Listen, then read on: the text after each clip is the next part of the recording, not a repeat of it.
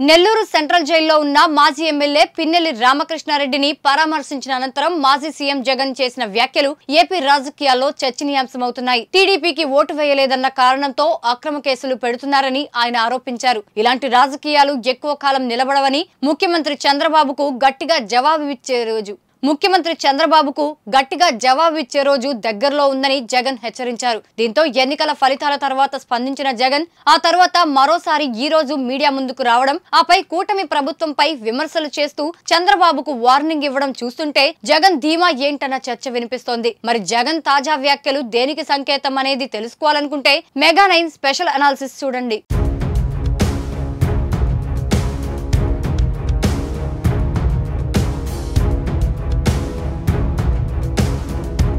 తాజా ఎన్నికల ఫలితాల్లో 11 సీట్లు మాత్రమే దక్కించుకున్న నేపథ్యంలో మాజీ సీఎం జగన్ మొన్నటి వరకు డీలా పడ్డారు.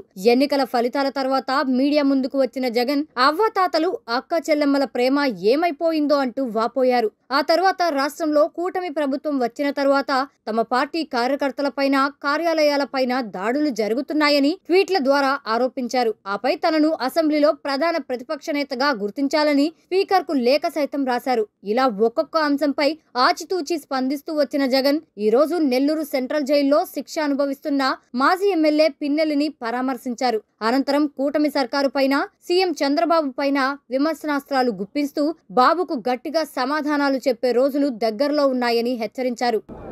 ఈ రోజు కేవలం తెలుగుదేశం పార్టీకి ఓటు వేయలేదని, కేవలం చంద్రబాబు నాయుడు గారికి ఓటు వేయలేదని, కేవలం ఓటు వేయలేదన్న ఒక్క కారణంతో ఆస్తులు ధ్వంసం చేస్తూ ఉన్నారు, మనుషులను కొడతా ఉన్నారు, కొట్టిబరి కేసులు పెడతా ఉన్నారు. ఇంతటి అన్యాయంగా రాష్ట్రాన్ని రావణ కాష్టం చేస్తూ ఉన్నారు. రాజశేఖర రెడ్డి గారి విగ్రహాలను విరగొడతా ఉన్నారు, పగలగొడతా ఉన్నారు. ఇవన్నీ ఏదైతే చేస్తూ ఉన్నారో ఇవన్నీ కూడా శిశుపాలుని పాపాల మాదిరిగా ఇవన్నీ కూడా పాపాలు పండుతాయి. ప్రజాస్వామ్యంలో ఏదైనా కూడా ప్రజలకు మంచి చేసి, ప్రజల గుండెల్లో స్థానం సంపాదించుకుని, ప్రజల దగ్గరికి వెళ్ళి ఫలాని మంచి చేశాం కాబట్టి మాకు ఓటు వేయండి అని అడిగే పరిస్థితులు ఉండాలి తప్పనిచ్చి ఈ మాదిరిగా దౌర్జన్యాలు చేసి, ఈ మాదిరిగా అన్యాయమైన కేసులు బిగించి, ఈ మాదిరిగా ఆస్తులు ధ్వంసం చేసి, ఈ మాదిరిగా ఫియర్ సైకోసిస్ క్రియేట్ చేస్తూ రాజకీయాలు చేస్తే మాత్రం అది ఏ రోజు కూడా నిలబడే రాజకీయం కాదు. తాత్కాలిక మేలేదైనా జరుగుతుందేమో తప్పనిచ్చి తర్వాత ఓటు వేసేటప్పుడు మాత్రం ప్రజలు ఇవన్నీ కూడా ఖచ్చితంగా గుర్తుపెట్టుకొని లెక్క జమ చేసి చంద్రబాబు నాయుడు గారికి గట్టిగా బుద్ధి చెప్పే పరిస్థితులు రోజులు కూడా తొందరలోనే ఉన్నాయని కూడా ఈ సందర్భంగా చంద్రబాబు నాయుడు గారిలో మార్పు రావాలని సందర్భంగా కూడా తెలియజేస్తా ఉన్నా.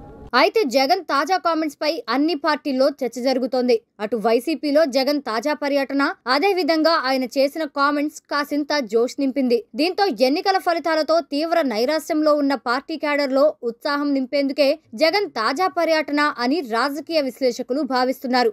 అంతేకాదు, పిన్నెల్లి లాంటి కీలక నేత జైల్లో ఉన్నప్పుడు ఆయన్ని పరామర్శించడానికి వెళ్లడం కూడా డీలా పడ్డ నేతల్లో అధినేత అండగా ఉన్నాడనే సంకేతాలను పంపడం కోసమే అన్న చర్చ కూడా వినిపిస్తోంది. అంతేకాదు, ఈ మధ్య కాలంలో తనను కలిసిన నేతలతో జగన్ కొంత వైరాగ్యంతో కనిపించినట్లు, వారితో ఎన్నికల ఫలితాల తర్వాత హిమాలయాలకు వెళ్లిపోదామనుకున్నాను, కానీ మన కోసం, ఓట్లు వేసిన వారి కోసం ఆ నిర్ణయాన్ని మార్చుకున్నాను అన్నట్లు కూడా వార్తలు వచ్చాయి.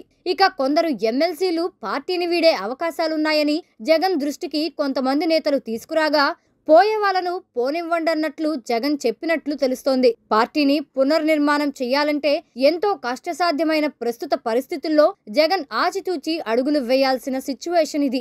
అంటే వెళ్లేవాళ్లు ఎలాగూ వెళ్తారు, తనపై అభిమానంతో ఉన్న వాళ్లకు ఓ భరోసాను, ఓ కాన్ఫిడెన్స్ ను ఇచ్చేందుకే జగన్ ప్రయత్నిస్తున్నట్లు తాజా పరిణామాలు కనిపిస్తున్నాయి. సహజంగా మీడియా ముందుకు రావడానికి అంతగా ఇష్టపడని జగన్ ఇప్పుడు మాట్లాడడానికి కారణం కూడా ఇదేనని అనలిస్టుల మాట.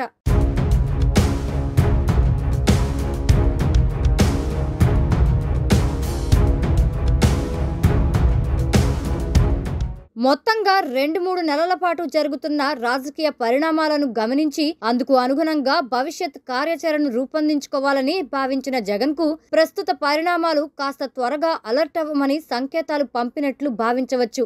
ఆలస్యం అమృతం విషం అన్నట్లుగా రాజకీయంగా పార్టీ అధినేత హోదాలో ఉన్న వ్యక్తి చేసే ఆలస్యం పార్టీ భవిష్యత్తుకు శరాఘాతమని గుర్తించిన పార్టీ పెద్దలు ఇక గేర్ మార్చకపోతే బండి షెడ్డుకు పోవడం ఖాయమని హెచ్చరించడంతో జగన్ అందుకు అనుగుణంగా అడుగులు వేస్తున్నట్లు సమాచారం. మరి ఈ విషయంలో జగన్ కంటే 2 ఆకులు ఎక్కువే చదివిన చంద్రబాబు జగన్ తాజాగా కదుపుతున్న పావులకు ఏ విధంగా చెక్ పెట్టబోతారో చూడాలి. ఎందుకంటే చంద్రబాబు తాజా ఢిల్లీ పర్యటన కనిపించే అజెండాల కంటే కనిపించని స్ట్రాటజీలను అమలు చేయడానికని అమరావతి గుసగుసలాడుతోంది. మరేం జరగబోతుందో చూడాలి.